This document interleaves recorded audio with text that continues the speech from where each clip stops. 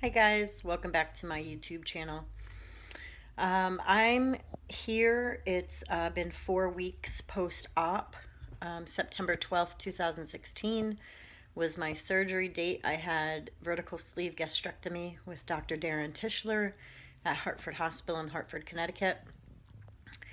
My highest weight was 333. My surgery weight was 300, and my current weight is 290.2.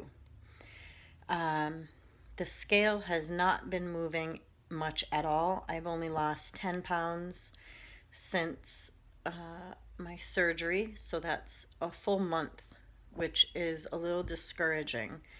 I definitely wanted to be down a good 20-25 pounds the first month, but apparently that is not what is in the cards for me. So, yeah, I know one of the factors could be my cycles. I had my first cycle only 3 days post-op. I have 10-day cycles, so half the month I have my cycle, which gives me the extra bloating and stuff. So that could be it. I'm trying to up my water. My surgeon's office didn't want me to use a straw. I had used a straw prior to surgery and was getting a good 100 ounces of water every day.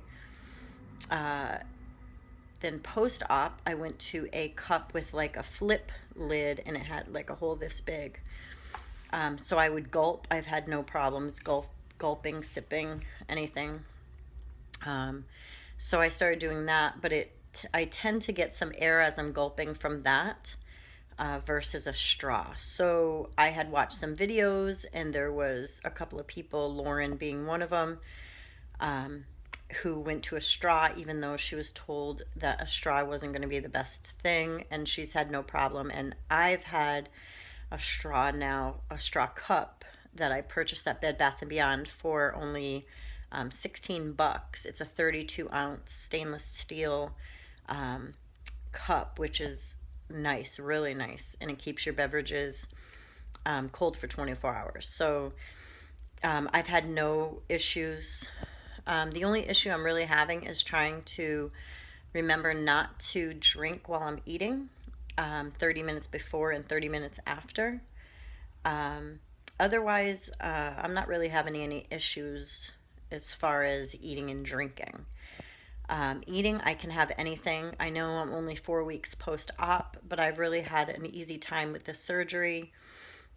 The disclaimer here is please listen to your specific surgical team and dietitian and nutritionist.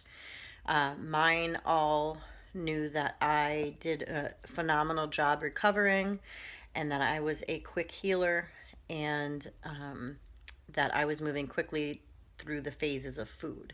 So now I can have really basically anything, with the exception of nuts and seeds. I eat scrambled eggs. I eat imitation crab meat. I eat cheese. I made turkey chili. So I eat beans and meatballs, sauce, ham, sliced ham from the deli. I eat protein bars. I also started using isolate whey protein powder, unflavored. I put in my coffee in the morning. So I'm getting a lot of protein each day. I'm getting a lot of calories. They had instructed me to get between 1,000 and 1,300. I'm getting that. I'm getting about 1,050 to 1,200 a day. I'm trying to learn how to eat slow still, and not take that one last bite when I think it can fit, because I've had some issues where I feel over full. But other than that, I've been doing really well. Last night I had something really strange happen to me. I'm a side sleeper, and I have slept on my side since the day of surgery. I had asked in the hospital if that was okay. They said it was okay, and I was comfortable. I didn't have any kind of pain or anything. And so last night I was sleeping on my right side, and my left hip, not my hip, a little bit below, sort of below my buttocks, in the back maybe, side-ish, um, started hurting. While I was sleeping, it was just excruciating pain. I could not get out of bed right. Once I did get out of bed, standing straight up was excruciatingly painful. Um, I could not roll over and sleep on my right side. The right side is where the pain was. I looked up some things at like 4 in the morning, and it was basically um,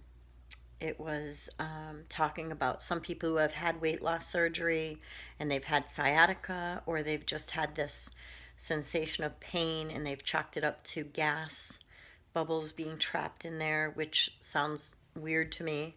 I am going to call my doctor later just to run it by them in case they've ever heard of it and what I should do. If I walk, it feels better. Once I sit down and stand up, it's a little bit more painful. When I'm getting into my truck, I have an SUV, an Expedition.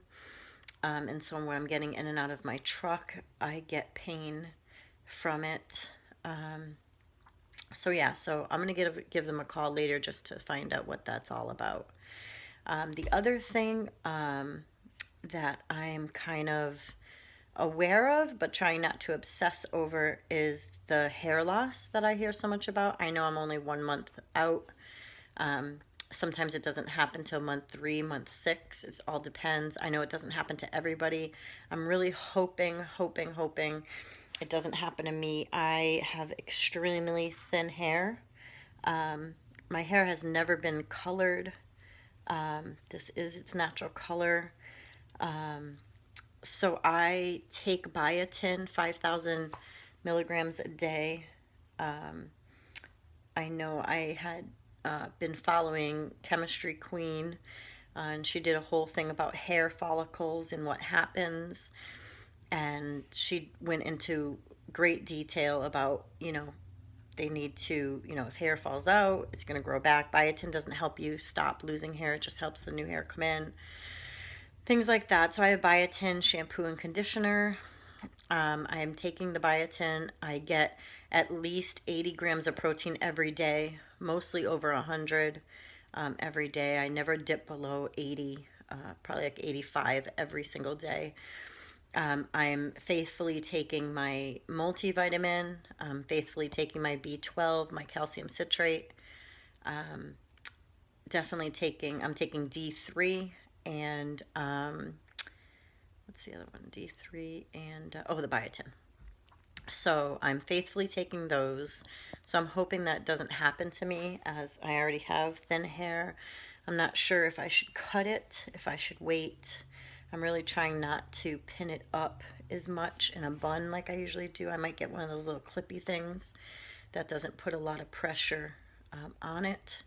I try to come out of the shower and not wrap it in a towel like I normally do. I leave it loose. I'm trying not to put the heat from the blow dryer on it, things of that nature. So hopefully that works. If not, the plan B would be to have my mother-in-law, who lives in New York City, put in some hair extensions for me. So you won't be able to tell too much with the loss of it. So that's about it for now. I am going to go grocery shopping tomorrow, and I'm going to go to Trader Joe's and Whole Foods, and I'm going to go to Costco and just stock up on things for me to eat. So if you guys have any favorites from those stores, that would be much appreciated. You can leave it below. I know somebody had mentioned meatballs, chicken, or turkey meatballs at Costco. I think they were plain flavor, maybe pineapple. And then I know a lot of people get different cheeses and lunch meats and stuff like that from Trader Joe's. So yeah, so if you have any ideas of different things I can get, please let me know down below. Let me know some things that have helped you get through the days, and different bars and, oh, that's my kitty. Hi, kitty, kitty, kitty, kitty. Um, yeah, different protein bars. I know for me, oh yeah, nutrition is my favorite. They're just so good. And then the Lenny and Larry's cookies. Um, yeah, those are so good, but they are addicting. So I'm trying not to have a half, maybe a half one day and maybe the other half 5 days later or something. I definitely don't want the carbs sneaking in there.